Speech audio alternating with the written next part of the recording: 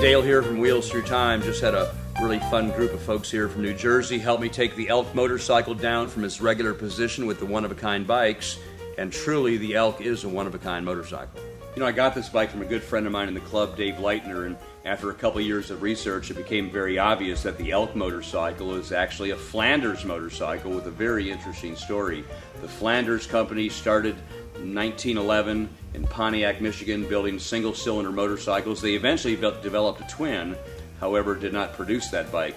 The Flanders Motorcycle Company, 1911 to 1913, Mr. Flanders was a pretty interesting guy. Actually, Henry Ford contracted the Flanders Company to build the crankshafts for the Model T Ford. You know, the quality of the Flanders motorcycle has been passed on for decades, and the Elk motorcycle, similar quality, different name, and here's the story. When Flanders went out of the business in Pontiac, Michigan, approximately 1913, the inventory of the Flanders Company was sold to a hardware store actually in Elkhart, Indiana. They repainted the motorcycles, called it an Elk. Now, it's certainly unknown how many Flanders bikes that the Elk Company bought. However, this is the only remaining example. Now, what we're going to do today, this bike has actually been on display here at Wheels Through Time up on that ledge for probably 3 or 4 years. The bike's always ready to run. I'm going to gas this thing up and take this old belt drive bike for a spin. If I remember, it runs like a top.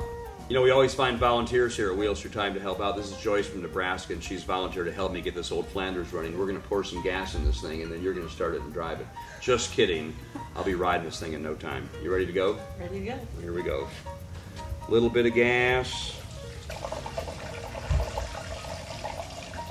You know, starting procedure on the Elk motorcycle, quite simple. Put gas in it. Already did that. Turn the gas on. Got it. Tickle the carburetor. Sounds pretty exciting, doesn't it? Well, gas in the carburetor, got the belt tension adjusted and the timing set.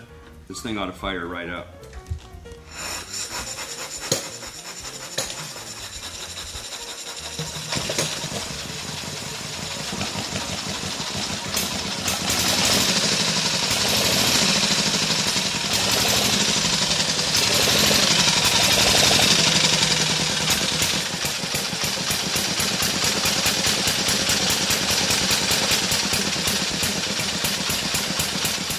Well, as you can see, the old Elk runs great. 1913, 1914, the end of the Flanders era. The Elk motorcycle, certainly a one-of-a-kind bike. Probably would like to know why this bike runs so well. The famous Brad Wilmarth out of Virginia did the majority of the mechanical work on this bike, and everything that Brad does, he always brings to mechanical perfection, which is very important here at Wheels Through Time, the museum that runs. Well, with all the formalities out of the way, got the bike down from the table, gassed it up with a little assistance, got it fired right up. I guess it's time to go have some fun and take this baby for a spin.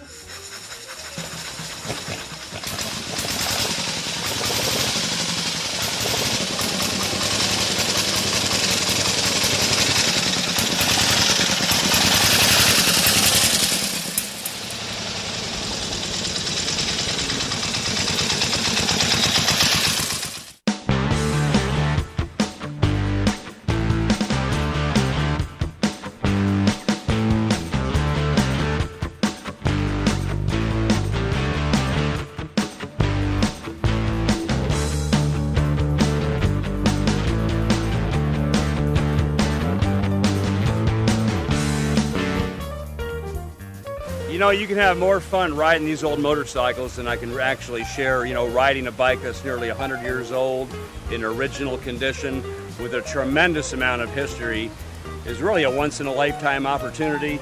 The Elk motorcycle, unknown origins. If this bike could talk, I'm sure it could speak to the world.